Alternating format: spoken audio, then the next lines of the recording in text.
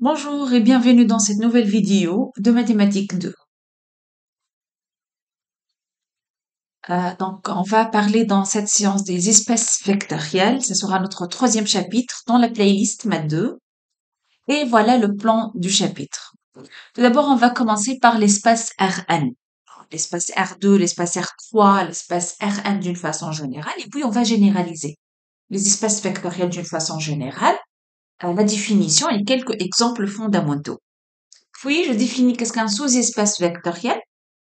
Et on va donner les propriétés et la définition de la somme directe des sous-espaces. Et je termine par introduire les applications linéaires. Voilà, donc on va commencer par le premier paragraphe.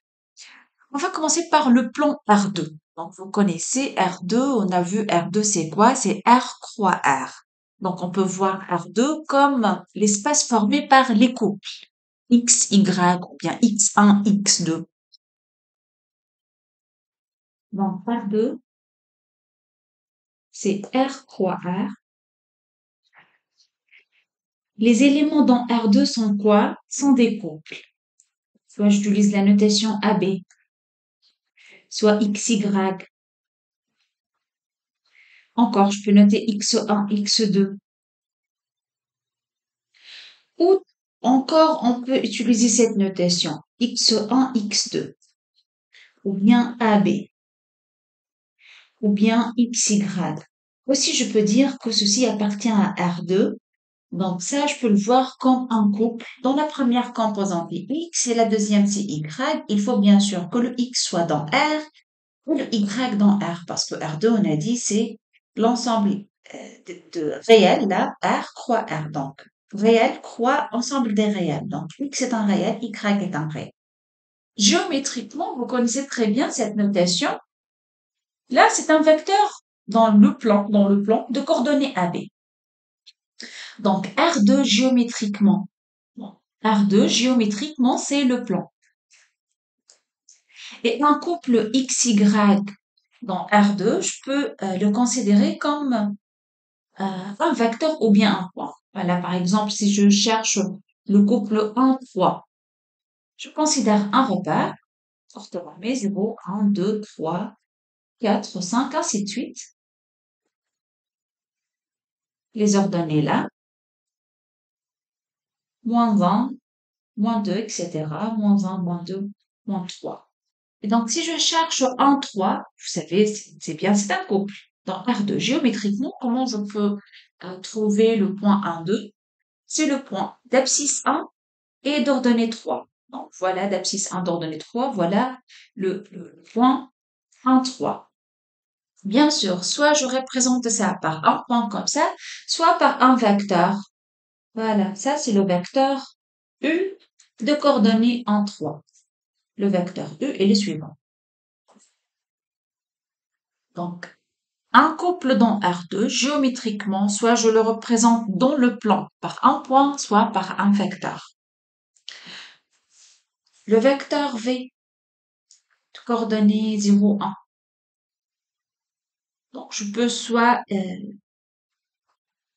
représenter le vecteur V par un point d'abscisse 0, donc 0, et d'ordonnée 1. Donc, voilà le vecteur V, soit par un point comme ça, soit par un vecteur. Ça, c'est V. Bien sûr, on a eu l'habitude de représenter un vecteur par une flèche comme ça au-dessus. Ça, c'est le vecteur U. Donc, voilà, R2, donc c'est l'espace de couple ou bien les points dans le plan. Même chose pour R3.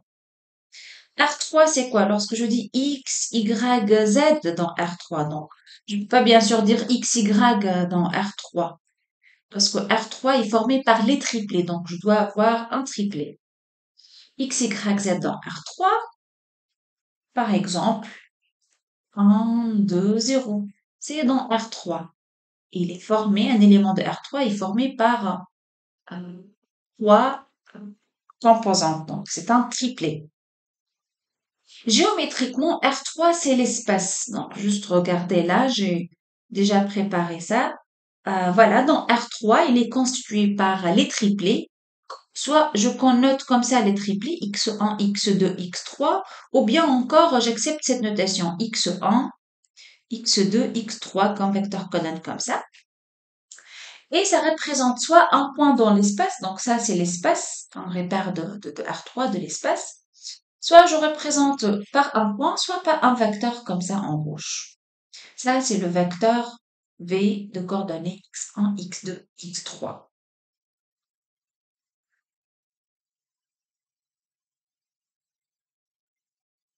Donc je peux généraliser. Le plan c'est R2, l'espace c'est R3. Pas bien sûr, on peut imaginer là l'espace R4, l'espace R5. Bon, algébriquement, c'est quoi? C'est l'espace formé de n euplés. Donc, R2, c'est l'ensemble de couples. R3, voilà, donc R2, c'est l'espace de couple, R3, c'est l'espace de triplé, et Rn, c'est l'espace de n euplés.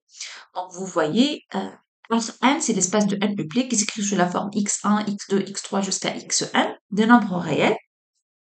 Et donc, c'est un espace de dimension n. Ici, juste, j'ai noté ça. Donc, on va voir après la définition exacte de c'est quoi la dimension d'un espace. Et voilà la représentation d'un point ou bien d'un vecteur. Bien sûr, on peut soit noter comme ça un vecteur colonne, ou bien sur une ligne x1, x2, x3 jusqu'à xn.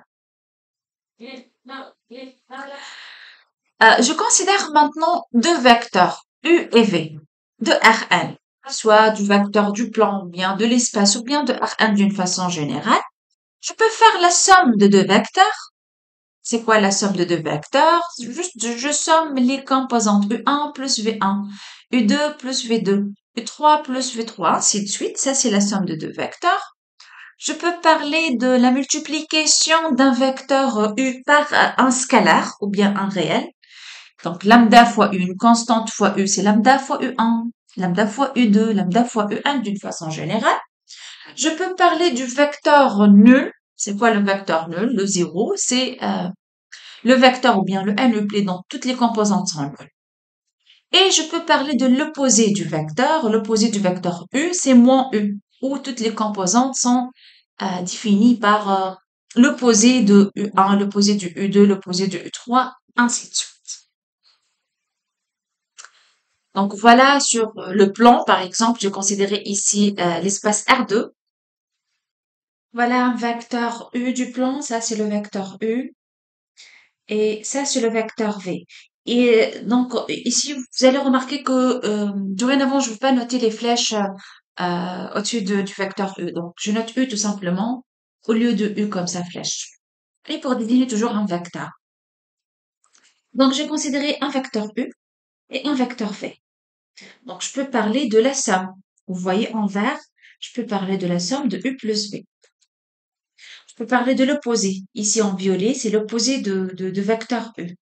Je peux avoir, ça c'est le vecteur U, je peux multiplier le vecteur U par une constante ou bien un scalaire lambda. Ça sera par exemple 3 fois U ou bien 2 fois U. Je peux parler de ça. Si ça c'est le vecteur U, donc 2 fois U, c'est ce vecteur-là. Voilà, ça c'est 2 fois U. Ça c'est le vecteur U, je peux parler de 1 demi U. Un demi-U, c'est ça, encore c'est un vecteur. Et le voilà, le vecteur 1 demi-U. Voilà, ça c'est un demi-U. Ainsi de suite. Donc, je peux imaginer moins un demi-U, c'est dans le sens opposé. Voilà, ça c'est moins un demi-U. Donc, voilà, je peux parler de la somme, de la multiplication par une constante ou bien par un scalaire, par l'opposé, moins U. Tout ça, qu'est-ce qu'on fait? On fait des opérations sur les vecteurs. Donc, on est en train de faire des opérations sur les vecteurs de l'espace R2. De même, bien sûr, on peut généraliser, on peut faire des opérations sur les vecteurs de l'espace R3.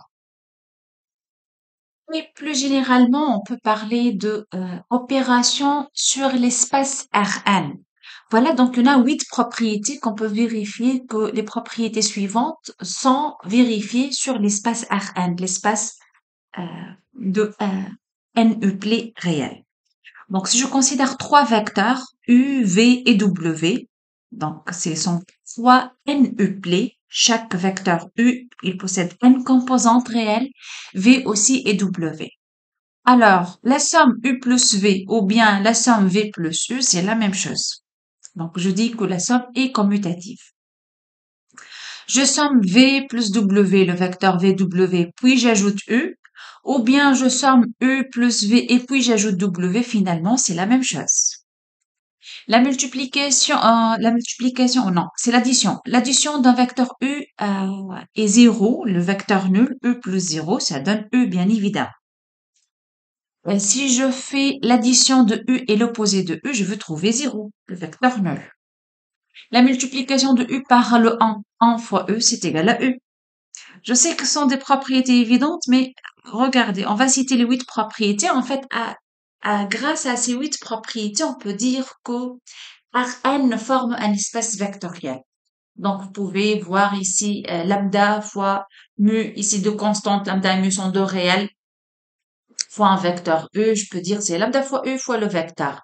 Donc, 8 propriétés, bon, qui sont évidentes là, mais ces 8 propriétés définissent qu'est-ce que c'est un espace vectoriel. Un espace vectoriel, c'est un espace qui contient des objets. Ici, on a les objets sont les NE-plets. Donc, un espace vectoriel, c'est un espace ou bien un ensemble formé par des objets et les objets vérifient ces 8 propriétés. Une petite remarque juste concernant la notation encore. On a dit que l'espace Rn, c'est l'espace formé par les vecteurs ou bien les NE-plets. Donc, comme vous avez remarqué, j'ai pas noté par une flèche comme on fait en lycée. Donc, juste je note U égale et j'écris les composantes. Et l'écriture, j'ai utilisé ici l'écriture comme un vecteur colonne, c'est-à-dire comme une matrice ayant une ligne, une colonne. On peut encore utiliser la notation ligne, vecteur ligne, U1, U2, UN. Aussi, c'est une notation, on utilise cette notation pour désigner vecteur ou bien NU-play. Donc, soit je note un vecteur par une matrice en ligne, une colonne, ou bien une matrice, une ligne, n colonne. Et vous savez qu'aussi U est un vecteur colonne, la transposée de U, ça sera vecteur ligne. Donc, soit je note comme ça, soit par sa transposée. Voilà, c'est tout pour la notation. Maintenant, j'introduis le cadre général. Qu'est-ce qu'un espace vectoriel? Un espace vectoriel, comme j'ai dit, c'est un ensemble qui contient soit des vecteurs, ici comme j'ai introduit dans la première partie, des vecteurs U, V, où je peux faire l'addition, U plus V, je peux chercher l'opposé, la multiplication par un scalaire. Donc ici, c'est un ensemble qui contient des vecteurs. Encore, c'est un ensemble qui peut avoir comme élément les fonctions numériques. Par exemple, ici, si je considère cette fonction U dont la courbe est en bleu, ça, c'est une fonction. V, c'est une autre fonction. Je peux parler de la somme U plus V. Voilà, j'obtiens une autre fonction U plus V. Je peux multiplier la fonction V par une constante 5 demi-V, par exemple, ça sera une autre fonction. Je peux parler de l'opposé de U, c'est moins E, regardez. Donc, même sur les fonctions, vous pouvez remarquer que je peux faire les mêmes opérations. Je peux faire la somme de deux fonctions, ou bien la somme de deux applications. Je multiplie une application par une constante, je cherche l'opposé, et ainsi de suite. Si par exemple, je considère f et g, voilà, ce sont deux fonctions numériques. La fonction f, c'est la fonction qui est associée à chaque x carré, et voilà la fonction g. Et donc là, je peux parler de f plus g. F plus g, c'est une fonction encore de R vers R qui fait quoi? Qui associe à chaque x la somme. Donc x carré plus 1. Vous voyez, j'ai pu faire la somme de deux fonctions. Moins f, c'est quoi moins f? C'est une fonction de R vers R encore qui associe à chaque réel x moins x carré. Je peux chercher l'opposé de f. Je peux faire la multiplication de f par une constante. 1 demi f, c'est quoi? C'est la fonction qui est associée à chaque réel x, demi fois l'expression de f qui est x carré. Donc, vous voyez, j'ai pu faire les mêmes opérations que j'ai déjà fait sur le plan ou bien sur l'espace H3. Et donc, je peux vérifier que là, aussi les 8 propriétés qu'on a citées sont vérifiées pour l'espace des fonctions. Passons maintenant à l'ensemble des matrices. Si je considère une matrice U et une matrice V ayant la même taille. Si U et V ont la même taille, ici par exemple, je considérais une matrice carrée de taille 2, V aussi une matrice carrée de taille 2, alors je peux parler de la somme. C'est 3 plus moins 4, c'est moins 1, ainsi de suite. On a parlé de l'ensemble des matrices, donc je peux faire la somme. Je peux multiplier U par moins 1, l'opposé de E, c'est moins 3, 1, moins 2, 0. Vous voyez, j'ai pu faire passer à l'opposé de U. Ou bien multiplier la matrice V par une constante, je peux faire ça aussi. Donc, aussi sur l'ensemble des matrices, je peux faire les opérations addition et multiplication par une constante ou bien un scalaire sur l'ensemble des matrices. Donc, on peut vérifier aussi que les 8 propriétés précédentes sont bien vérifiées pour l'ensemble des matrices. Passons maintenant à l'ensemble des suites numériques. On a parlé des suites numériques dans le module MAP 1. Les suites numériques, par exemple ici, UN égale n carré plus 1. Donc, U0, si je considère n égale à 0, je trouve 1. Le premier terme, c'est 1. U indice 1, donc si je remplace n par 1, je vais trouver 2. Donc, U2 égale à 2, le deuxième terme de la suite. U1 égale à 2, pardon. U2, c'est 2 au carré plus 1, ça fait 5. Donc, U3 ou bien U2 égale à 5. U4 égale à 10, ainsi de suite. Donc, ici, j'ai noté les termes de la suite. Donc, le premier terme, c'est 1, je remplace n par 0, je remplace n par 1, n par 2, ainsi de suite. J'ai considéré Vn une deuxième suite numérique. Vn égale 2n moins 4. V0, je remplace n par 0, je trouve moins 4. Voyons, le premier terme, c'est moins 4. V1, je remplace n par 1, je trouve moins 2. Vous voyez, j'écris le deuxième terme égal à moins 2, ainsi de suite. Donc, En et Vn sont deux suites numériques. Est-ce que je peux faire la somme de deux suites numériques? Bien évidemment, c'est n carré plus 1 plus 2n moins 4. Je trouve n carré plus 2n moins 3. Et voyons, E plus V, c'est, voilà, je peux chercher tous les termes de la suite somme, E plus V. Est-ce que je peux chercher l'inverse d'une suite En? Oui, bien sûr. Moins En, c'est moins n carré moins 1. Je multiplie par un signe tout simplement. Est-ce que je peux multiplier une suite par un scalaire, une constante? Oui, 5 demi par exemple fois Vn, ça donne encore une suite numérique. Donc, pour l'ensemble des suites numériques, je peux faire les mêmes opérations. La somme, la multiplication par un scalaire, encore faisable sur l'ensemble des suites numériques. Sur les polynômes, on a parlé des polynômes.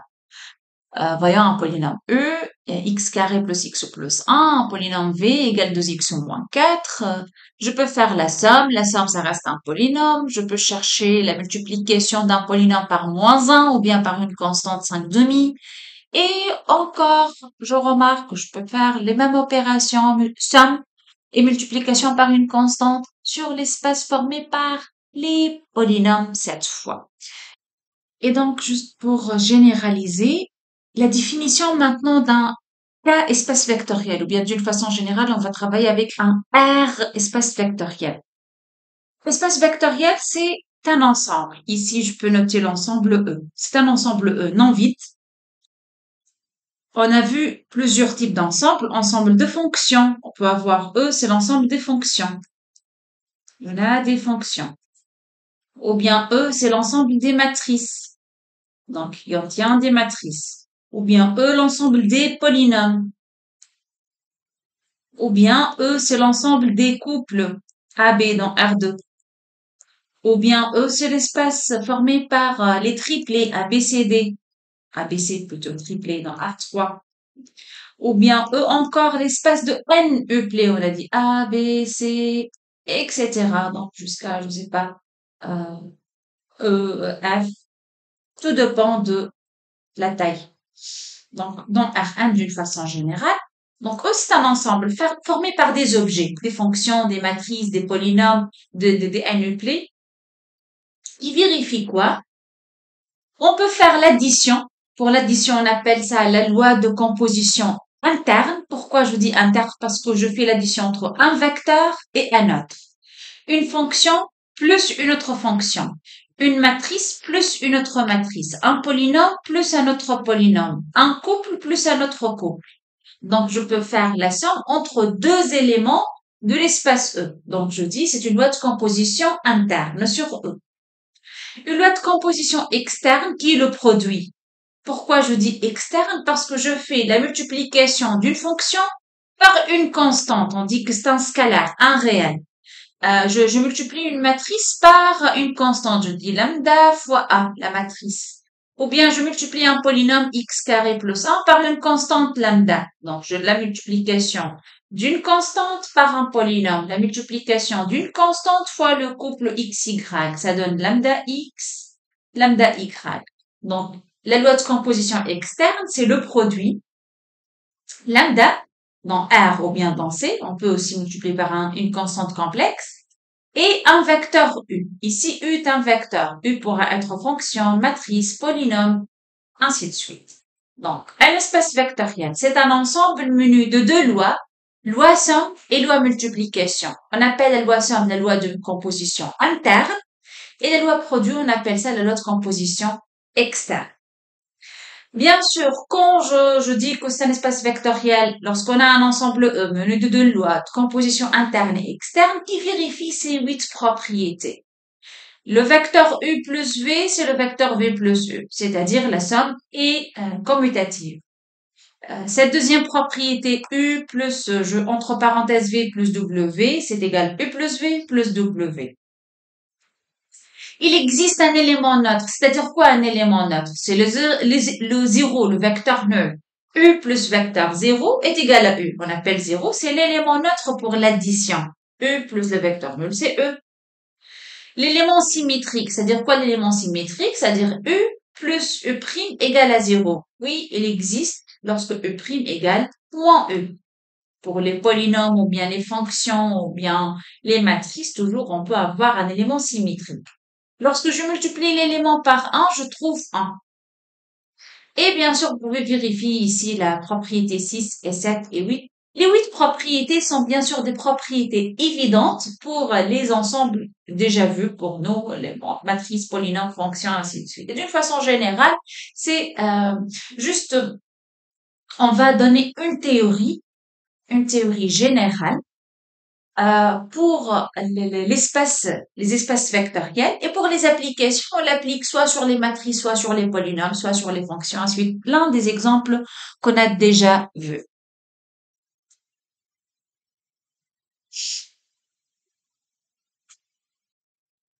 Donc, ce qu'il faut retenir pour les espaces vectoriels, c'est pas la définition avec les 8 propriétés déjà citées, mais juste les exemples fondamentaux. Donc, le premier exemple, c'est l'ensemble des couples, c'est-à-dire l'ensemble des éléments qui s'écrivent sous la forme xy avec x est un réel et y est un réel. Ici, un vecteur U, lorsque je dis comme ça, U appartient à R2, il faut bien sûr déduire que U c'est un couple. Si je dis que U appartient à R3, cette phrase implique que U c'est un triplet. C'est écrit sous la forme x, y, z. Si je dis que E appartient à l'ensemble des polynômes, voilà la notation R de X. Donc, il faut noter que E est un polynôme.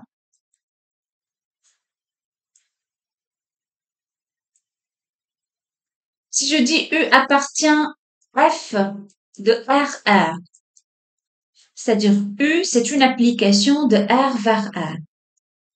Donc ça, c'est l'ensemble des applications de R vers R. Ça, c'est l'ensemble des polynômes. Ça, c'est l'ensemble des triplés réels. Il faut bien noter, garder les notations dans la tête. Si je dis E appartient à M2 de R, c'est-à-dire E est une matrice carrée de taille 2 de A, B, C, D. Si je dis que E est une matrice appartient à M2, 3 de R, c'est-à-dire, il faut imaginer que U est une matrice ayant deux lignes, trois colonnes. Voilà, donc R3, c'est un espace vectoriel. R de X, c'est un espace vectoriel. F de RR, cette notation, c'est un espace vectoriel. F2 de R, c'est un espace vectoriel. Donc, d'une façon générale, lorsqu'on va voir les théorèmes, on va noter E plus fois. Comme ça, et on dit c'est un R espace vectoriel. C'est-à-dire quoi? C'est soit l'espace de couple, soit l'espace de triplet, soit d'une façon générale l'espace de n-uplet, soit on va considérer l'espace de polynôme, R de X, soit encore l'espace de fonction de R vers R, ou encore l'espace des matrices, MNP de R. Voilà, donc E, c'est un ensemble qui contient des objets où on peut faire l'addition et la multiplication. N'oubliez pas l'addition, on fait l'addition de deux vecteurs, U plus V, avec U appartient à E, V appartient à E. Et pour la multiplication, on fait la multiplication d'un réel ou bien nombre complexe fois un vecteur. Donc, lorsque je parle de l'addition, U dans l'espace vectoriel, V dans l'espace vectoriel. Lorsque je parle de la multiplication ou bien de la loi de composition externe, lambda, ou bien je peux noter alpha fois U encore, ou bien bêta fois U. Donc, ici, c'est une constante réelle. Alpha ou bien lambda, c'est un réel, on dit que c'est un scalaire, et U est un vecteur. Donc, dorénavant, lorsque je parle d'un vecteur, un vecteur, c'est-à-dire un élément de l'espace vectoriel, il pourra être matrice, fonction, polynôme, n-uplet, n'importe quel objet dans un espace vectoriel.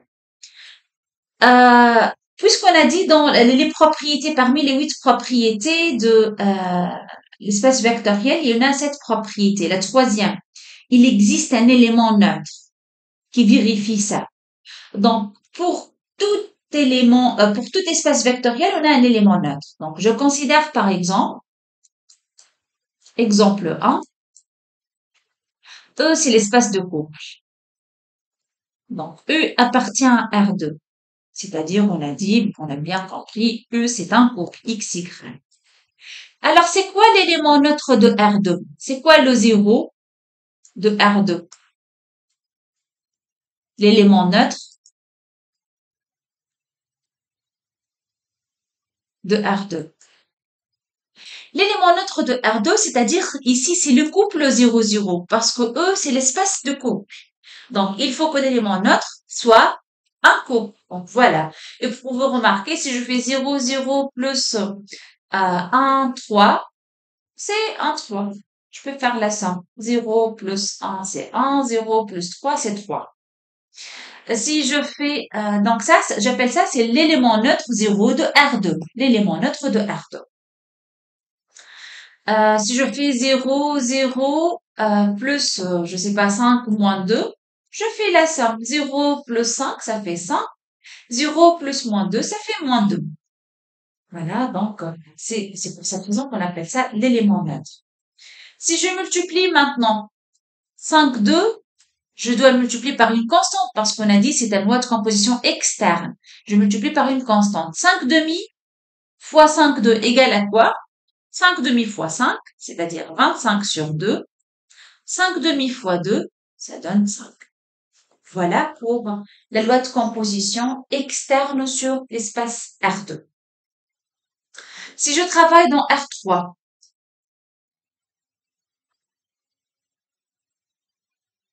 je me demande, la première chose, c'est quoi l'élément neutre? L'élément neutre de R3. Il doit être un triplet parce que R3, c'est l'ensemble des triplets. Donc, l'élément neutre de R3 sur les triplets 0, 0, 0. Pourquoi? Parce que vous voyez là, si je considère 2, moins 1, 3, plus 0, 0, 0, je fais la somme, je vais trouver 2 plus 0, 2, moins 1 plus 0, moins 1, 3 plus 0, c'est 3. Et donc, je trouve le même vecteur. Donc, si je note ça, c'est U. U plus 0, 0, 0, ça reste toujours U. Donc, l'élément neutre de triplet de l'espace vectoriel R3, c'est le triplet 0, 0, 0, tout simplement.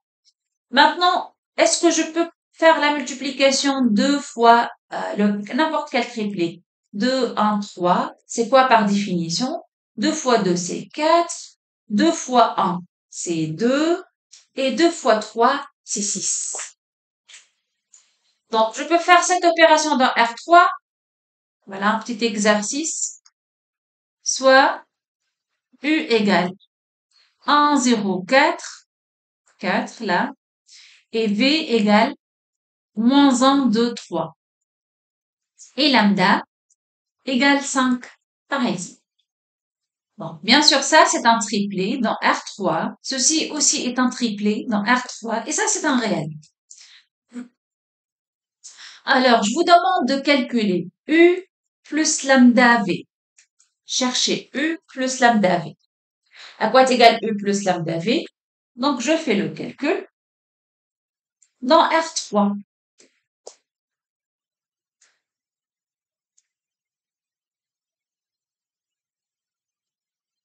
Je crie U, c'est 1, 0, 4 plus 5, lambda égale 5 là, 5 fois le vecteur moins 1, 2, 3.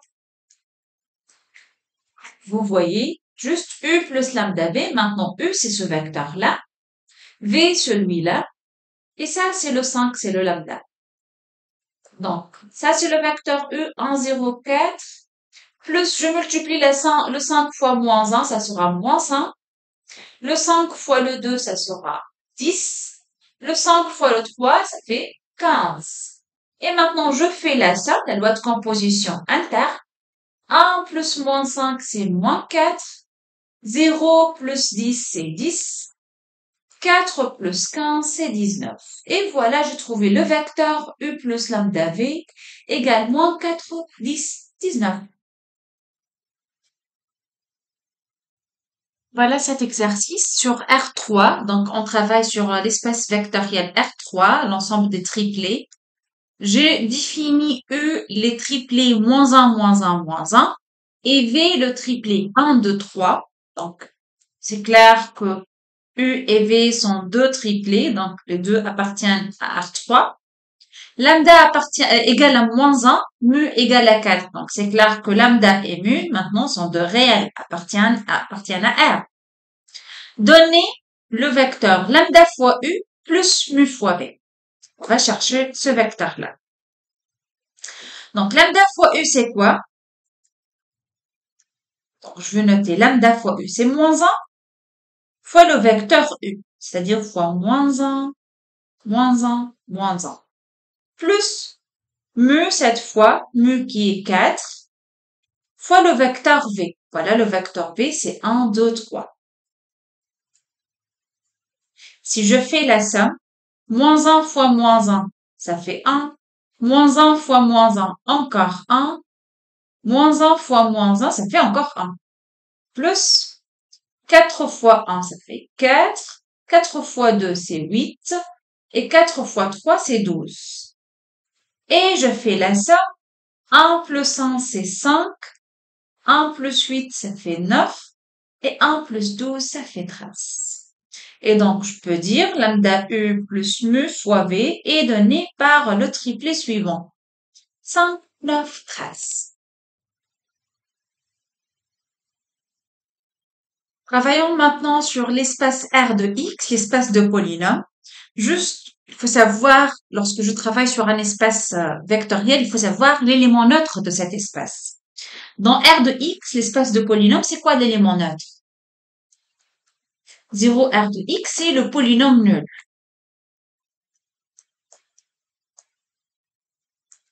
Donc, vous savez, un polynôme d'une façon générale s'écrit sous la forme A0 plus A1x plus A2x carré jusqu'à ANxN. Si vous vous rappelez, la première séance de maths 2, on a parlé des polynômes. Donc, un polynôme, on a dit, c'est une expression ayant cette formule. Alors, c'est quoi l'élément neutre? Donc, si je considère 1 plus x carré, l'élément neutre, c'est le polynôme nul, 0. 0, c'est-à-dire A0 égale 0, A1 égale 0, A2 égale 0. Tous les coefficients sont nuls. Donc, je trouve 1 plus x carré. Donc, l'élément neutre de l'espace de polynôme, je dis, c'est le polynôme nul. Alors, on vous demande de chercher lambda U plus mu V. Vous pouvez remarquer que E, c'est un polynôme, donc U, ça, c'est dans R de X. V dans R de X, c'est un polynôme. Lambda ici, c'est un réel. Et mu, c'est un réel. et je fais la multiplication ou bien la combinaison lambda fois u plus mu v. Chercher lambda u plus mu v à quoi est égal. Donc c'est clair. 1/2 fois le polynôme 1 plus x carré plus mu qui est 3 quarts fois le polynôme v. Ici, je pense les choses sont claires. Ça fait 1/2 plus 1/2 x carré plus 3 quarts x5 moins 3 quarts. D'une façon générale, on essaye d'écrire les polynômes dans l'ordre, le plus petit degré, ainsi de suite. Donc 1/2 moins 3 quarts, ça fait combien? C'est moins 1 quart. Et donc, plus 1/2 x carré plus 3 quarts x5. Voilà la combinaison, ou bien le vecteur lambda u plus mu v. Donc, voilà, j'ai fait des opérations sur les polynômes. Sur les fonctions maintenant, donc soit l'espace vectoriel maintenant, c'est l'espace des fonctions. De R vers R. Cette notation, encore je répète, c'est la notation de l'espace de toutes les fonctions de R vers R. Donc, un vecteur là, soit F, lorsque je dis soit F dans E, c'est-à-dire F est un vecteur. Vecteur dans le sens est un élément de l'espace E. Donc, par exemple, je considère F le vecteur suivant, ou bien l'application suivante. L'application qui est associée à chaque X, racine de X carré plus 2. G est la fonction qui est associée à chaque X, 1 sur X carré plus 2. Dans un espace vectoriel, rappelle-toi que je peux faire uniquement deux opérations. L'opération somme, la somme de deux vecteurs, ici dans notre cas la somme de deux fonctions, et je peux faire la multiplication par un scalaire. Donc, ce sont les deux applications ou bien les deux opérations qu'on puisse faire sur un espace vectoriel. L'addition de deux vecteurs, la multiplication d'un vecteur par un scalaire. Donc, je considère le scalaire suivant, le réel suivant, soit lambda égale 0 et g égale 1. Alors, la combinaison lambda fois f plus, c'est pas g, je dois choisir une autre notation. G, on a dit g, c'est la fonction donnée par 1 sur 1 plus x carré, donc je change la notation. Mu, voilà, mu. Plus mu fois g égale à quoi? 0 fois la fonction x carré plus 2 plus 1 fois la fonction 1 sur x carré plus 1. Et donc, je trouve 1 sur x carré plus 1 qui est la fonction g. Donc, je peux dire, bien sûr, lambda f plus mu fois g égale g. Et c'est clair parce que lambda égale à 0, donc comme si je multiplie 0 fois f. Donc, ce qu'il faut retenir concernant les espaces vectoriels, c'est que il y en a des exemples fondamentaux sur lesquels on travaille beaucoup, les matrices, fonctions, polynômes et n uplet. Et on fait des opérations telles que la somme et la multiplication par un scalaire. Je passe maintenant au deuxième paragraphe de ce chapitre. On va parler des sous-espaces vectoriels. Donc, qu'est-ce qu'un sous-espace vectoriel? C'est une partie d'un espace vectoriel. Donc, on a un espace déjà et on va travailler sur une partie de cet espace. Par exemple, si je considère E égale l'espace de matrice M2 de R, par exemple. Donc, je considère F une partie. C'est l'ensemble des matrices, donc je note A dans E, qui vérifie une condition. Donc, F, c'est l'ensemble des matrices qui vérifient une condition. Donc, par exemple, tel que A s'écrit sous la forme suivante.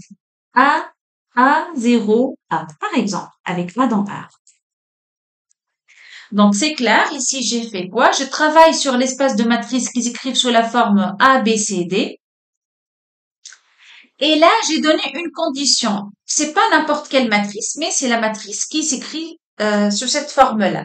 Donc, par exemple, si je considère A égale 1, 2, 3, 4, appartient à E parce que c'est une matrice de taille 2. Mais A n'appartient pas à F parce que A, c'est une matrice qui ne s'écrit pas sous cette forme-là.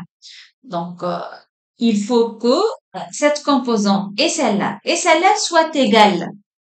Et il faut que cette composante soit nulle, d'après ici la condition d'appartenance. Donc, A appartient à E, cette matrice A appartient à E, mais cette matrice toujours A n'appartient pas à F. Si je considère un autre exemple, une matrice B. Une matrice B qui s'écrit sous cette forme-là. 0, 0, 0, 4. Que pensez-vous? Est-ce que B appartient à F ou pas? B n'appartient pas à F ou bien B appartient à F. Ici, B, c'est une matrice, donc elle est dans E. On est dans l'espace de matrice de taille 2 toujours. Mais est-ce que B vérifie cette condition d'appartenance? Toujours, il faut que la matrice s'écrit sous la forme constante, constante, constante, 0. Ici, il s'agit bien de la même constante, mais ici, c'est différent de 0, c'est 4 là. Donc, B n'appartient pas à F. Celle-là, c'est correct. Donc, ça, c'est faux. B n'appartient pas à F. Encore. Je considère toujours l'exemple, je travaille sur l'espace des matrices. Donc, E, c'est l'espace de matrice de taille carrée. On a dit c'est un espace vectoriel. F, regardez comment je peux écrire ça. F, c'est l'ensemble des matrices dans E ou bien dans M2 de R, tel que A est égal à A, B, B. Avec A, B sont deux réels. Il faut bien comprendre l'ensemble F. L'ensemble F, c'est l'ensemble des matrices, parce qu'il a écrit A dans M2 de R, donc l'ensemble des matrices dans M2 de R. Tel que, donc il a une condition d'appartenance, c'est pas n'importe quelle matrice, mais il faut que cette matrice s'écrit sous cette formule. Donc, que pensez-vous de cette matrice? Appartient à F ou pas? Oui, elle appartient à F, parce que je peux voir qu'elle a la même forme. La même constante ici, A, donc c'est 1, 1, c'est bon. Et B, B, 2, 2. Donc ici, c'est clair que A égale 1, B égale à, petit b égale à 2. Cette matrice-là appartient à F ou pas? Oui aussi, parce qu'il n'a pas indiqué dans la condition d'appartenance que A doit être différent de B. On peut avoir A égale à B. Donc ici, A, donc 1, 1, c'est bon. B, B, c'est 1, 1 encore. Oui, parce qu'il n'y a pas cette condition. A différent de B n'est pas mentionné, donc on peut avoir une matrice telle que A égale à B. Donc celle-là appartient à F aussi. Que pensez-vous de cette matrice? Appartient à F ou pas? Oui, pour la même raison. Ici, le A égale à 0 et le B aussi égale à 0. Donc, A, B, B. Oui, elle a cette forme-là. Cette matrice,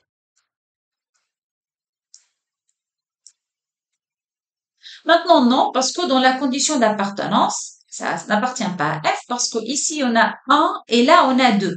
Mais dans la condition d'appartenance, il faut que ces deux composantes soient égales. Même chose là, 3 et 4, donc il faut qu'elles soient égales. Et donc, la matrice 1, 2, 3, 4 n'appartient pas à F. On va changer maintenant, on va travailler par exemple sur l'espace des couples. E égale R2. Je considère F une partie de R2, c'est-à-dire l'ensemble de couples, E dans R2. Donc, j'écris directement le couple, par exemple, c'est l'ensemble de couples XY, XY dans R2, tel que, il y en a une condition d'appartenance, tel que X égale à Y. Donc, comment je peux lire cet ensemble? C'est l'ensemble de couples réels, donc c'est bien, on travaille dans R2, qui vérifie quoi? La première composante X égale la deuxième. Donc, je vous donne des exemples et dites-moi à chaque fois, essayez de dire si c'est un couple dans ou pas. Est-ce que ce couple est dans F? Non, parce que la première composante est différente de la deuxième. C'est pas dans F. 0, 0. Est-ce que c'est dans F? Oui, 0, 0, il est dans F parce que la première composante égale la deuxième. N'oubliez pas, 0, 0, c'est l'élément neutre de R2. On appelle cet élément l'élément neutre de R2, de l'espace vectoriel R2. 1 moins 1. Non, on n'est pas dans F. Parce que la première composante est différente de la deuxième, n'appartient pas à F. 4, 6, n'appartient pas à F. 3, 3 est dans F. Donc, c'est clair là, la condition elle est simple, la première composante égale la deuxième. Je reste toujours dans l'espace vectoriel E égale R2. Je considère un autre sous-ensemble, H par exemple. H, regardez, je change, toujours je travaille dans R2, donc c'est l'espace de couple, mais qui vérifie cette fois X plus Y égale 0. Donc c'est clair que c'est une partie de E et aussi H c'est une partie de E. Mais c'est pas la même partie parce que c'est pas la même condition d'appartenance. Donc à chaque fois je vous propose de vérifier si les couples que je vais le donner sont dans H ou pas. Je commence par 0, 0. Est-ce que 0, 0 appartient à H? Oui, parce que la première composante x c'est 0, la deuxième composante c'est 0 et la somme ça donne 0. Donc voilà, le couple 0, 0 vérifie la condition d'appartenance. Donc ça c'est bon, oui. Maintenant, est-ce que 1 appartient à H? Non, parce que 1 plus 1 ça fait 2. La première composante plus la deuxième composante ça fait 2. Et donc on a dit pour qu'un couple soit dans H, il faut que la somme soit égale à 0. Donc ça n'appartient pas à H. 1 et moins 1. Le couple 1 moins 1 appartient à H ou pas? Cette fois, oui, parce que 1 plus moins 1, ça fait 0, et donc ce couple vérifie la condition d'appartenance. Oui, c'est vrai. Je reste toujours dans l'espace de couple réel, dans R2, toujours. N'oubliez pas, je travaille E égale R2, mais je considère un autre sous-ensemble. G, par exemple. G, c'est une partie de R2 qui vérifie quoi? Par exemple, je note X, Y dans R2, tel que X plus Y égale à 1. Est-ce que 0, 0 maintenant, est-ce que l'élément neutre appartient à E? C'est clair maintenant que l'élément, appartient à G. Appartient à G. Je dois effacer. E, on a dit, c'est l'ensemble de tout couple. Oui, 0, 0, bien sûr, appartient à E. Bon, le fait que 0, 0 appartient à E, oui, c'est évident, parce que R2, c'est l'ensemble de tous les couples réels. Et 0, 0, c'est un couple réel. Mais bon, ma question maintenant, c'est appartient à G ou pas? Que pensez-vous? 0 plus 0, c'est clair que 0 c'est différent de 1. Donc 0, 0 ne vérifie pas cette condition d'appartenance et 2, 0, 0 n'appartient pas à G. 1, 1 appartient à G ou pas? Pour la même raison, 1 plus 1 c'est égal à 1, c'est pas égal à 1, 1 plus 1 c'est égal à 2, c'est différent de 1 et donc n'appartient pas à G. 1 et 0 appartient à G, oui. 3 et moins 2 encore appartient à G. Moins 2 et 3 encore dans G. Moins 2 et 2 appartient à G. Parce que moins 2 plus 2, ça fait 0. Donc, vous voyez, on peut considérer l'espace E et des parties de l'espace E. On a donné F, H et G. Ouais, on vérifie d'une façon générale si on a un élément dans G ou pas. Je considère maintenant un autre exemple. Je travaille dans l'ensemble de triplés réels. L'ensemble des triplés réels. Exemple 3, je considère E égale R3, c'est l'ensemble de triplés réels. Je considère, par exemple, F une partie de E. Donc, F est formé par des triplés X, Y, Z dans R3 qui vérifient une condition. Par exemple, je dis là, X plus Y plus Z égale 0. Alors, ma première question, est-ce que l'élément neutre appartient à F? Que pensez-vous? Est-ce que 0, 0, 0 appartient à F? Le triplé 0, 0, 0 appartient à F. Oui, parce que la première composante ici, c'est quoi la condition d'appartenance? Il faut que la somme des trois composantes soit nulle. Oui, 0 plus 0 plus 0 égale à 0. Oui, c'est correct. Que pensez-vous de ce triplé? Appartient à F ou pas? Donc, on va vérifier la condition d'appartenance. Est-ce que X plus Y plus Z, donc est-ce que 1 plus moins 1 plus 1, je fais la somme, égale 0? Non, c'est différent de 0, donc ce triplé n'appartient pas à F. Que pensez-vous de 1, 0, 0? Aussi n'est pas dans F. Que pensez-vous de tripler 2, 3, moins 5? Oui, maintenant. Donc ça n'appartient pas à F, mais ça appartient à F parce que si je fais la somme, 2 plus 3 plus moins 5 égale à 0. Car égale à 0, donc c'est bon, la condition d'appartenance est vérifiée. Passons à faire cet exercice. Toujours, je travaille dans l'espace vectoriel par 3 et F, c'est l'ensemble des triplés. Donc, vous voyez X, Y, Z, des triplés qui vérifient une condition. Quelle est cette condition? X plus Y plus Z égale à 0. Donc, j'ai donné deux vecteurs U et V. U, c'est le vecteur 1, moins 1, 0. Et V est le vecteur 0, 1, moins 1. Et je vais poser quelques questions. Essayez de répondre par vrai ou faux pour chaque question. D'accord. Essayez de arrêter la vidéo. Écrivez vos réponses et puis vérifiez après si votre réponse était correcte ou pas. Arrêtez la vidéo. Donc, on corrige maintenant. U appartient à F ou pas? Est-ce que U est dans F? Quelle était votre réponse? Vrai ou faux? On vérifie. X plus Y plus Z égale 0. Donc, 1 plus moins 1 plus 0. Oui, ça fait 0. Donc, oui.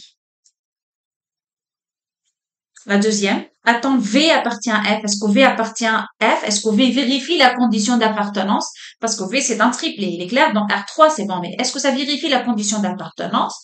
Si tu fais la somme, 0 plus 1 plus moins 1, donc 0 plus 1 plus moins 1, ça fait 0. Oui, ça vérifie la condition d'appartenance. Est-ce que U plus V appartient à F? Ah, là, il faut calculer U plus V. Donc, je calcule U plus V égale à quoi? Donc, égale 1 moins 1, 0, plus 0, 1, moins 1. Je fais la somme. 1 plus 0, c'est 1. Moins 1 plus 1, c'est 0. 0 plus moins 1, c'est moins 1. Ça, c'est le vecteur U plus V. Maintenant, je vérifie, est-ce que U plus V appartient à F? Donc, le vecteur U plus V, je fais la somme. 1 plus 0 plus moins 1 égale à 0. Oui, c'est bon pour la condition d'appartenance. Donc, le vecteur U plus V, ce vecteur-là, il est dans F. Donc, voilà, j'écris ma réponse et oui. La quatrième question. U moins V cette fois, la différence U moins V. Est-ce que c'est un vecteur dans F? Il faut encore calculer U moins V. U moins V égale à quoi? Donc ça, c'est le vecteur U, 1, moins 1, 0, moins le vecteur 0, 1, moins 1. Et je fais la différence. 1 moins 0, c'est 1. Moins 1, c'est combien? Moins 2. Pardon, là, c'est un virgule. Voilà. 0 plus, ou bien moins 1, c'est 1. Voilà, j'ai trouvé le triplet. 1, moins 2, 1. Donc, le triplet 1, moins 2, 1. Maintenant, la question, est-ce que U moins V appartient à F ou pas? Je vérifie. 1 plus moins 2 plus 1, ça fait 0. Puis, ça vérifie la condition d'appartenance. Et donc, la différence, U moins V, appartient à F. Donc, je peux écrire là, oui, appartient. 2 fois U plus 4 fois V. Je ne sais pas si tu as déjà fait le calcul. 2 fois U plus 4 fois V, est-ce que c'est un vecteur dans F? C'est-à-dire, ça vérifie ou pas la condition d'appartenance. On fait le calcul ensemble. Allez, 2U plus 4V égale 2 fois le vecteur U, c'est-à-dire 1 moins 1, 0, plus 4 fois le vecteur V. Donc, 4 fois le vecteur 0, 1 moins 1. Faut faire attention, on fait le calcul ensemble. 2 fois 1, c'est 2. 2 fois moins 1, c'est moins 2. 2 fois 0, c'est 0. Plus 4 fois 0, c'est 0. 4 fois 1, c'est 4. 4 fois moins 1, c'est moins 4. Et je fais la somme. 2 plus 0, c'est 2. Moins 2 plus 4, c'est 2. Et 0 plus moins 4, c'est moins 4. Voilà, j'ai trouvé le vecteur. 2 fois U plus 4v. Maintenant, est-ce que ce vecteur appartient à f? Oui, si tu rappelles la condition d'appartenance, il faut que la somme de la première, la deuxième et la troisième composante donne 0. C'est le cas là. Donc oui, 2 fois u plus 4v appartient à f. Un autre exemple, toujours je travaille dans l'espace des triplés réels, qui vérifie cette fois f, c'est l'ensemble des triplés qui vérifie cette condition. X plus Y plus Z égale à 1. Donc la première composante plus la deuxième plus la troisième égale 1. Et on va vérifier si les propositions 1, 2, 3, 4, 5 et 6 sont vraies ou pas. Donc ici j'ai noté E, l'élément neutre. Vous savez, l'élément neutre ici dans l'espace de triplé, c'est le triplé 0, 0, 0. U, le vecteur 1, 2, moins 2, c'est le triplé 1, 2, moins 2. V, le triplé 0, 0, 1. Donc, on va vérifier si tout d'abord E appartient à F. Donc, encore, je vous invite d'arrêter la vidéo et d'essayer vous-même, par vous-même, de répondre à ces 6 questions. À chaque fois, vous vérifiez si le vecteur donné appartient à F ou pas.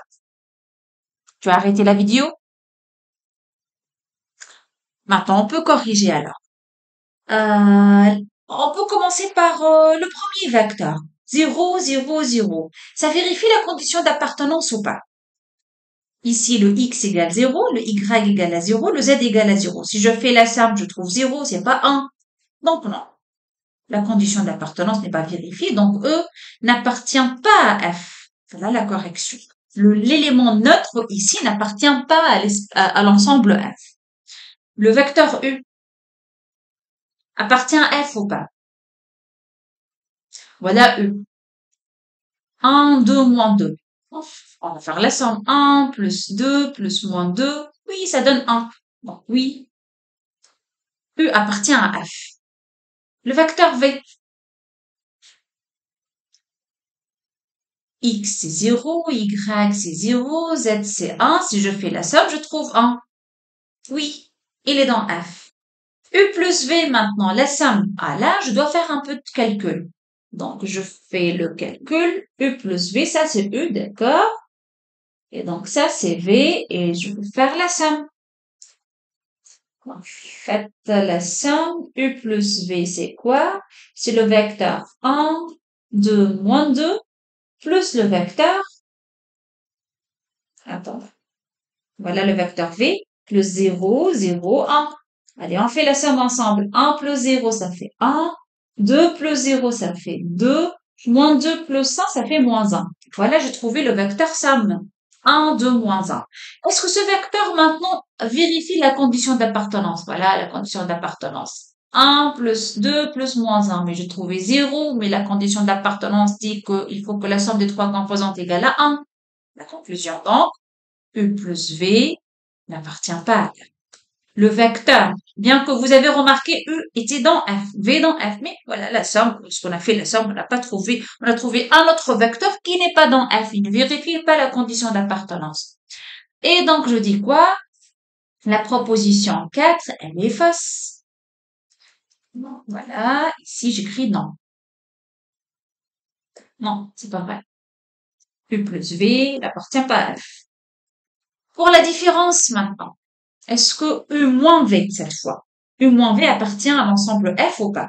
Voilà l'ensemble F, n'oublie pas. Bon, on fait le calcul, d'accord? U moins V égale la différence. Ça, c'est U. Je sais pas si tu peux voir les choses directement maintenant ou bien je dois faire comme ça. La différence 1 moins 0, c'est 1. 2 moins 0, c'est 2. Moins 2 moins 1, c'est moins 3. Voilà. La différence, je fais la différence, d'accord? 1 plus 2, 3. 3 plus moins 3, c'est 0. Donc, j'ai trouvé que la somme égale à 0. C'est pas 1. Donc, le vecteur U moins V ne vérifie pas la condition d'appartenance à F. Et donc, cette proposition 5, elle est fausse. Et le vecteur U moins V n'appartient pas à F. Donc, j'écris non. Pas vrai pour la proposition 5.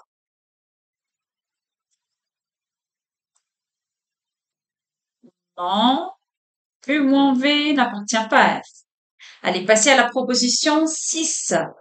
2 fois U, peut-être 2 fois U est-elle dans le sous-espace, pardon, 2 fois U est-elle dans le sous-ensemble F? Oui, on fait le calcul, d'accord? 2 fois U. 2 fois 1, 2 moins 2. 2, 4, moins 4. Voilà. 2 fois U, c'est le vecteur 2, 4 moins 4. Est-ce que ce vecteur, il est dans F?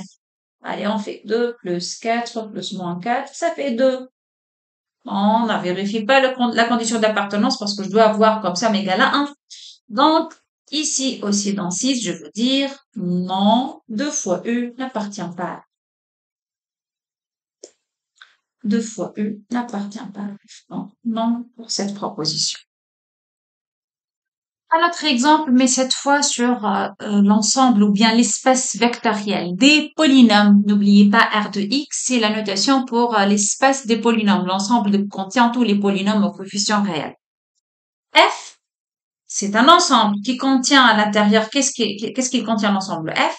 Je peux voir ici les P dans R de X. Comment je peux lire ça? F, c'est l'ensemble des polynômes dans R de X. Tel que, on a une condition. C'est pas n'importe quel polynôme. C'est quoi la condition? Tel que le degré de P égale à 4. Bon. Un élément de F doit être un polynôme qui vérifie quoi? Le degré de ce polynôme doit être égal à 4. Alors, on commence. La première question, n'oubliez pas d'arrêter la vidéo. Et puis, vérifiez si votre réponse est correcte ou pas. Donc, vous dites à chaque fois vrai ou faux pour la première, la deuxième, quatrième et cinquième. Voilà, je suppose maintenant que tu as déjà essayé, on va corriger. Est-ce que l'élément neutre, le polynôme nul, ici, puisque je travaille dans l'espace des polynômes, donc lorsque je note 0, vous devez comprendre que c'est le polynôme nul. Est-ce que le polynôme nul appartient à F? D'accord, c'est un polynôme, mais est-ce que le degré de polynôme nul égale à 4? Non, on a dit le degré de polynôme nul égale à moins l'infini, si tu te rappelles de ça. Degré de le polynôme nul, c'est moins l'infini par convention. Donc non. 1 plus x, il est un polynôme, mais le degré de ce polynôme est égal à 1, parce que le monôme ayant plus haut degré, c'est x. Donc encore 1 plus x à la puissance 4. Oui, le monôme ayant plus haut degré, c'est x4. Donc le degré, c'est 4. 1 moins x4. Oui, encore. Le monôme ayant plus haut degré, c'est moins x4, donc le degré est égal à 4. Et ceci 1 plus x carré, le tout carré. Est-ce que est un polynôme ce polynôme il est dans F? Vous pouvez bien sûr soit développer, soit imaginer les choses. 1 plus x carré, le tout carré. A plus b, le tout carré, c'est a carré, plus 2ab, donc 2x carré, plus x au carré, le tout carré, ça fait x4. Et donc, tu peux voir que le degré, le monôme ayant plus le degré, c'est x4. Donc, oui, le degré 4. Je reconsidère le même espace vectoriel, l'espace des polynômes R de X, le même sous-ensemble F, l'ensemble toujours des polynômes tels que le degré est égal à 4. Et maintenant, je pose A égale ce polynôme, x4 plus 1. Et B, c'est ce deuxième polynôme, 1 plus x carré plus x4. Dites-moi chaque fois si la proposition est vraie ou bien elle est fausse. Je commence par la première. Appartient à F. Est-ce que A appartient à F? Oui, parce que le degré de A, c'est bien évidemment égal 4. Donc ça, c'est oui.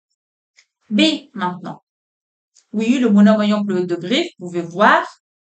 B appartient à F. Oui. Plus B, si je fais la somme. Donc, j'écris là. A plus B est égal à quoi? Je fais la somme. Les constantes ensemble. 1 plus 1, ça fait 2. Plus x carré. Plus 2 fois x4. Encore, le degré, le monôme ayant plus haut degré, c'est 2 fois x4. Donc, le degré, c'est x4. C'est 4. Donc, oui, c'est vrai. A moins B maintenant. Si vous faites la différence A moins B, vous allez trouver que A moins B égale x carré.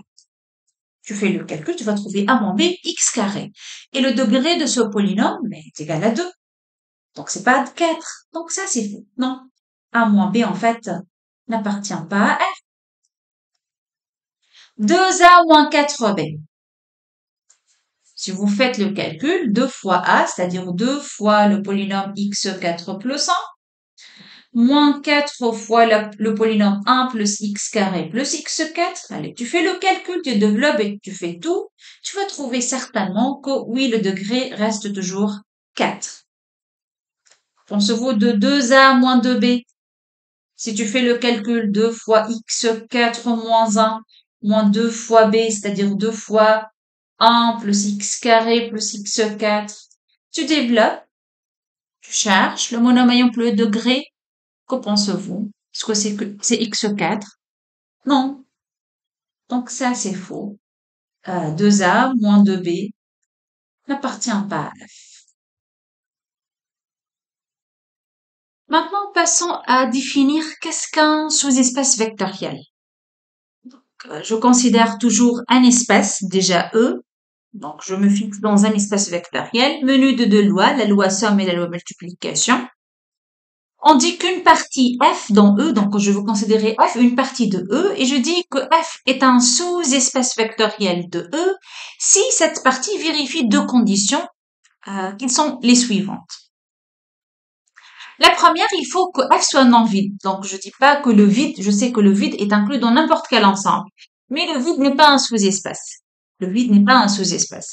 Donc, la première chose pour dire qu'une partie est un sous-espace de E, il faut que cette partie soit inclue dans E et qu'elle soit non vide.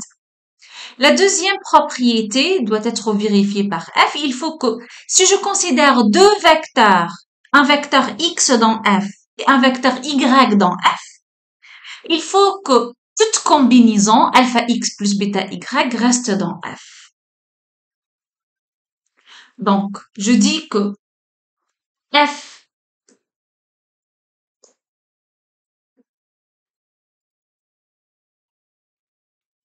est un sous-espace d'un espace E. Là, juste, voilà.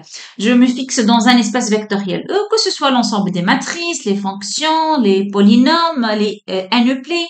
L'essentiel, j'ai un espace vectoriel. Et quelque chose inclus dans E, une partie de E. Inclus ou égal à, bien sûr. F pourra être égal à E ou bien une partie strictement inclue dans E. Quand je dis que F est un sous-espace vectoriel, sous-espace vectoriel de E. Si on a deux propriétés, la première, c'est que f différent de vide, c'est-à-dire f contient au moins un élément. Contient au moins un élément. Au moins, je trouve un élément dans f. Deuxième propriété qui est la plus importante. Si U appartient à f et V appartient à f, si je considère deux vecteurs U et V, si U dans f, V dans f, il faut que, alors, U plus V doit être dans f. U moins V doit être dans f. 2U plus 3V doit être dans f. N'importe quelle constante fois U plus une autre constante fois V doit être dans f. Donc, je dis que f est stable par la somme. Si U est dans f et V dans f, il faut que la somme soit dans f. Donc, stable par la somme. Multiplication par un scalaire. Donc, encore une fois, f est un sous-espace vectoriel de E si il est non vide et stable par la somme et la multiplication par un scalaire. Je donne quelques exemples maintenant. Je peux reprendre les exemples qu'on a déjà étudiés. Exemple. Je travaille par exemple dans l'espace de couple R2. Je donne F, c'est l'ensemble alors de quoi? De couples. Parce que F, je veux choisir F inclus dans E. Donc, c'est une partie qui contient des couples. Donc, c'est l'ensemble du couple dans R2. Par exemple, qui vérifie la condition telle que X égale moins Y. Voilà, donc c'est clair que F est inclus dans E. Ce sont des couples, mais qui vérifient une autre condition. Alors, est-ce que, maintenant la question, F est-il un sous-espace vectoriel de E? Et regardez juste ici pour alléger les notations, on va écrire SEV, sous-espace vectoriel de E. Donc, la première chose à faire, il faut démontrer que f différent de vide. Donc, on va chercher au moins un élément dans f. Au moins, on va essayer de prouver qu'il y en a un élément dans f. Bon, ici, oui, on peut imaginer, allez, imaginez un élément de f. Donnez-moi un élément de f. Par exemple, 0, 0. 0, 0 appartient à f. Pourquoi? Parce que c'est un couple réel et qui vérifie cette condition. La première composante égale moins la deuxième.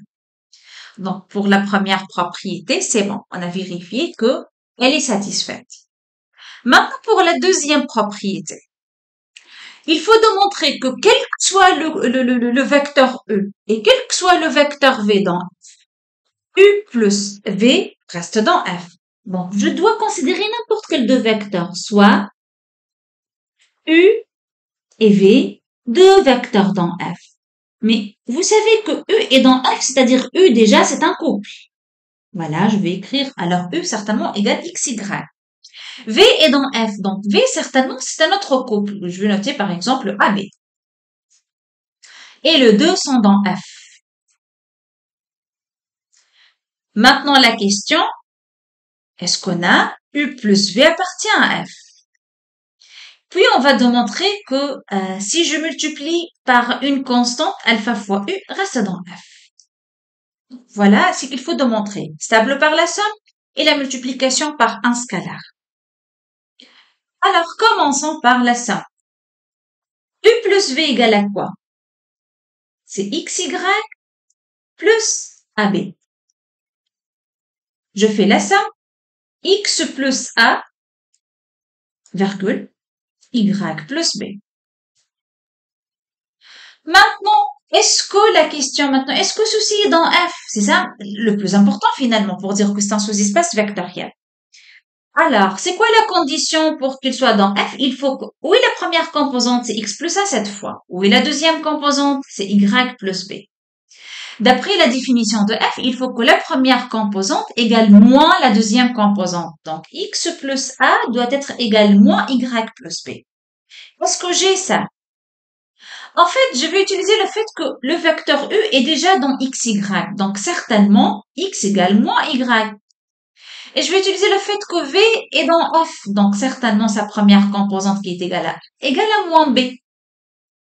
Et donc, X plus A, je peux remplacer X par moins Y et A par moins B. Et comme ça, je trouve moins Y plus B. Qu'est-ce que j'ai trouvé? Tiens, la première composante égale moins la deuxième composante. Donc, oui, U plus V appartient à F. Vous avez remarqué, j'ai aucune condition sur U. Je sais que U appartient à F, c'est tout. Et que V appartient à F. Donc, j'ai démontré que U plus V va rester dans F. Donc, c'est bon pour la somme. Pour la multiplication par un scalaire, cette propriété. Donc, si je considère U appartient à F et alpha un réel, est-ce que je peux dire que alpha fois U reste dans F? C'est ça la question. Pour dire que F est stable par multiplication par un scalaire. Alors, n'oubliez pas, U, c'est toujours sous la forme, c'est un couple. C'est XY, U. Donc, U égale XY. Donc, ceci égale alpha fois XY. Donc, égale alpha X, virgule, alpha Y. C'est bon. Maintenant, je trouvais, voilà, la première composante du couple alpha E. La deuxième composante. Est-ce que la première composante égale l'opposé de la deuxième composante? Oui, pourquoi? Parce qu'on a dit U déjà est dans F. Donc, la première composante X égale à moins Y. Donc, je peux remplacer le X par moins Y. Et ceci égale moins alpha Y. C'est-à-dire, la première composante qui est alpha X est l'opposé de la deuxième composante qui est alpha Y. Et donc, oui, alpha U reste dans F. Et donc, la conclusion, qu'est-ce qu'on a démontré jusqu'à là? F est différent de vide. Quel que soit U et V dans F, la somme est dans F. Et quel que soit alpha 1 réel et quel que soit U dans F, alpha fois U reste dans F. Et c'est bon, ça c'est le premier point, ça c'est le deuxième point, et donc F est un sous-espace vectoriel de R2. Donc, encore, je répète, lorsqu'on a un espace vectoriel E, je dis un R espace vectoriel, et F, une partie de E, inclus dans E bien égal à E. On dit que F est un SEV, c'est un sous-espace vectoriel de E, si quoi, on a dit. Bon, j'ai donné la première définition, F différent de vide. Et le deuxième point, quel que soit UV dans F, quel que soit alpha, bêta, deux constantes dans R, alpha fois U plus bêta fois V est dans R. Cette propriété, bien sûr, elle est équivalente à dire quoi?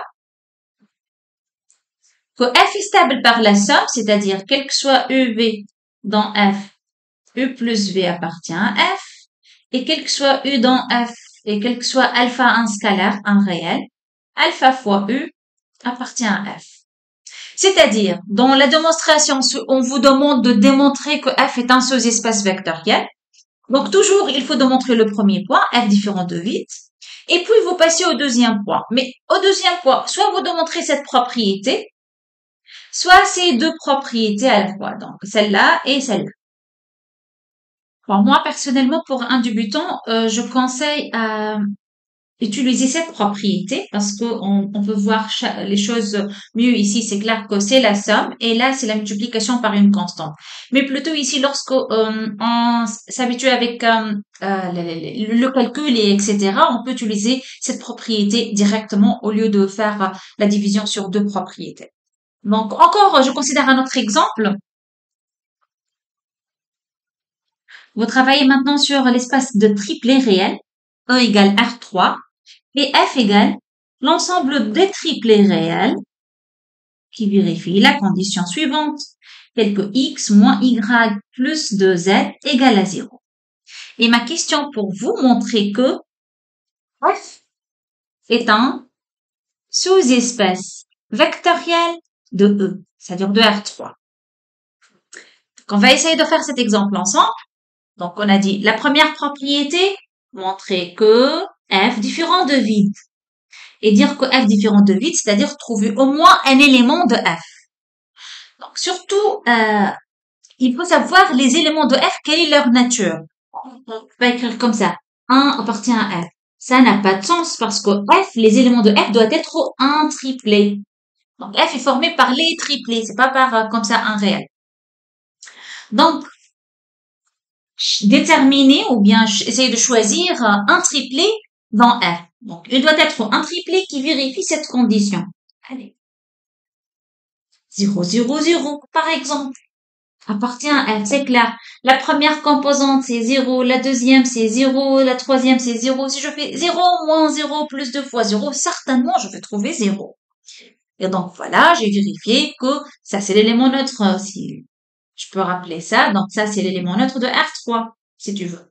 Appartient à F, donc déjà, j'ai garanti que F différent de V. Il contient au moins un élément. Maintenant, je fais quoi? Je passe à l'étape suivante. Le deuxième point, c'est dire que F est stable par la somme et la multiplication par un scalaire. Donc, je fais ça sur deux étapes. Je démontre tout d'abord que c'est stable par la somme et puis je démontre que c'est stable par la multiplication par un scalaire. Donc, voilà. Pour la somme, je considère deux vecteurs. Soit je considère U et V dans F. Mais bien sûr, je sais très bien que U doit être un triplet. Donc, je note U, c'est un triplet, soit U. Le triplet, par exemple, x1, x2, x3 appartient à F. Et V, il doit être aussi dans F. Y1, par exemple, Y2, Y3 dans F. J'ai juste noté la première composante x1, la deuxième x2, la troisième x3 pour U. Et pour V, j'ai noté les composantes y1, y2, y3. Mais bien sûr, dire que ces deux vecteurs sont dans F, c'est-à-dire ces deux vecteurs, ces deux triplés, vérifient la condition d'appartenance. Donc, pour U, il vérifie quoi alors? x1 moins x2 plus 2x3 égale 0. Pour le V, qu'est-ce qu'il vérifie? La première composante moins la deuxième plus 2 fois la troisième égale à 0. Donc, ce sont les deux propriétés vérifiées par U et V. Maintenant, je vérifie, j'écris, je change la couleur pour écrire qu'est-ce que je veux démontrer. Je veux démontrer tout d'abord que U plus V appartient à F. Et puis que si je considère alpha 1 réel, alors alpha fois U appartient à F. C'est ça mon but. Donc, je commence par la somme. Je fais la somme U plus V. U plus V égale à quoi? Je somme les composantes, donc ça sera certainement un triplé, x1 plus y1. La deuxième composante, x2 plus y2. La troisième composante, x3 plus y3. Bien. Maintenant, on vérifie quoi? Que ce triplé, nouveau triplé, on a considéré, voilà, la première composante, la deuxième et la troisième. Que ce nouveau triplé vérifie cette condition d'appartenance. Donc, on va vérifier. On a dit la première composante qui est x1 plus y1 moins la deuxième composante, parce que ici dans la notation, ce y désigne la deuxième composante. Donc ici, la deuxième composante, c'est x2 plus y2 plus 2 fois la troisième composante, x3 plus y3, doit être nul. Si on trouve 0, c'est bon. On dit que f est stable pour la somme, par la somme. Si on trouve pas 0, on dit que f c'est pas stable par la somme. Donc, x1 plus y1 moins x2 moins y2 plus 2x3 plus 2y3. Encore, je ne vois pas est-ce que c'est nul ou pas. Alors, je regroupe les xi ensemble. x1 moins x2 plus 2x3. Voilà. Plus y1 moins y2 plus 2y3. C'est ça. Voilà, j'ai trouvé ça finalement. Mais maintenant, je vais utiliser le fait que tiens, on a x1 moins x2 plus 2x3 qui est ça, est nul. Et encore, on a y1 moins y2 plus 2y3 est nul. Donc, c'est la somme de deux zéros finalement qui est 0. Donc, j'ai trouvé que U plus V, ce triplé, il vérifie la condition d'appartenance. Et donc, je dis quoi? F est stable par la somme U plus V dans F. Dès que j'ai considéré U dans F et V dans F, la somme est dans F. Je passe maintenant à cette propriété, la stabilité de f par multiplication par un scalaire. Donc, je considère soit alpha dans R, et notre U, bien sûr, qui est dans F, et notre U s'écrit sous quelle forme? Trois composants. Je peux noter par x1, x2, x3. Le fait que U est dans l'ensemble F signifie que U vérifie la condition d'appartenance qui est x1 moins x2 plus x3 égale 0. Maintenant, je multiplie alpha fois U doit être dans F. Alpha fois U doit être dans F. Alpha fois U. Mais U, c'est le triplé x1, x2, x3. Donc, alpha fois x1, virgule alpha fois x2, virgule alpha fois x3. Voilà le triplé alpha fois U. Mais est-ce que ça vérifie ou pas la condition d'appartenance? La condition, elle dit quoi? Il faut que la première composante moins la deuxième composante plus 2 fois la troisième composante doit être nul. Bon, là, j'ai oublié, hein. Toujours plus 2 fois la troisième composante est nul. Et si, est-ce que ceci est vrai? Est-ce que ceci est nul? Oui, parce que, pourquoi? Parce que je vais mettre alpha en facteur, là, dans cette somme. Donc, égal, je mets alpha en facteur de quoi? x1 moins x2 plus 2x3, qui est déjà nul. Et alpha fois 0, c'est 0. Donc, la conclusion, f est un SEV sous espace vectoriel de l'espace E. Je termine alors cette séance par cet exemple. Je travaille dans l'espace vectoriel R2 et j'ai noté F l'ensemble de couples réels qui vérifient cette condition X plus Y égale à 1. Et ma question, est-ce que F est un SEV de R2? Est-ce que F est un sous-espace vectoriel de R2? Donc, n'oubliez pas la première propriété du jour, il faut vérifier que F est différent de vide. Il contient au moins un élément. Donc, je dis par exemple 1, 0. Tiens, 1, 0, c'est un couple réel et il vérifie cette condition. La somme de deux composantes égale à 1. Donc, appartient à F et par suite F différent de vide. Maintenant, est-ce que F est stable par la somme? C'est-à-dire, si je considère x, y, ça c'est mon vecteur U, x1, y1 par exemple.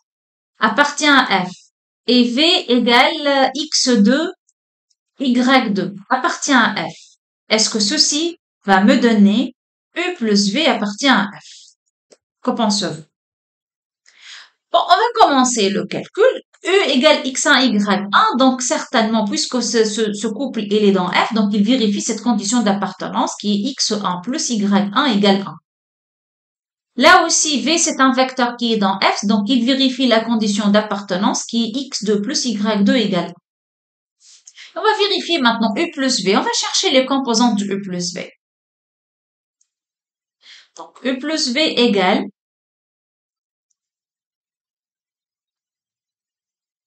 U plus V égale x1, y1 plus x2, y2.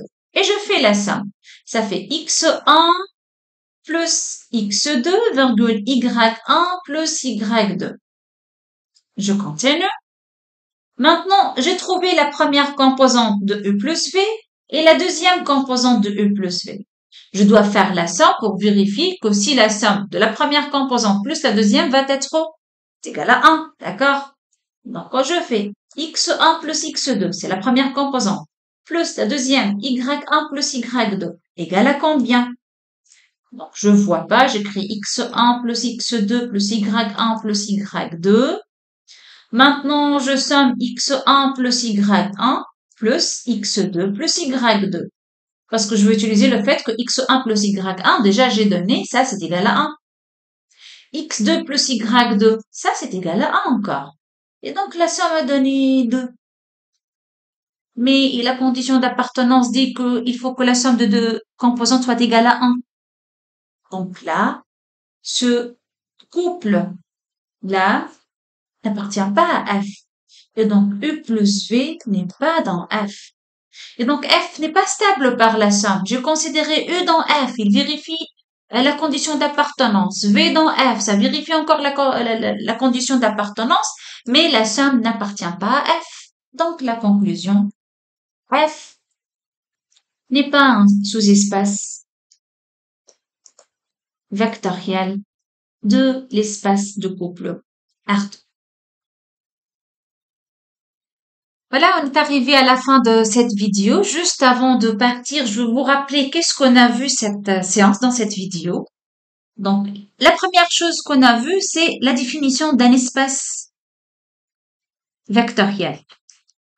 Un espace vectoriel, c'est un ensemble dont je peux faire la somme, loi de composition interne, je peux faire la somme de deux éléments dans E, et la multiplication, loi de composition externe, d'un vecteur dans U et une constante réelle.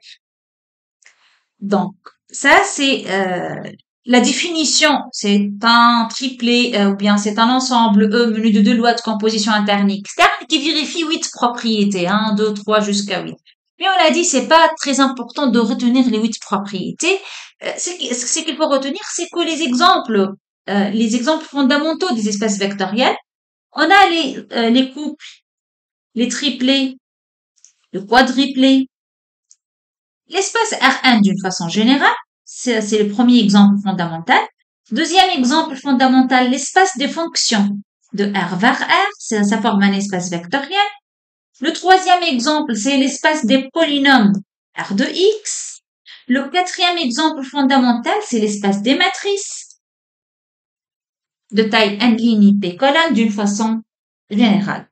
Donc voilà, on a vu 4 exemples fondamentaux sur les espaces vectoriels et puis on a défini les sous-espaces vectoriels. Donc je sais que les notions maintenant ce sont des nouveaux notions.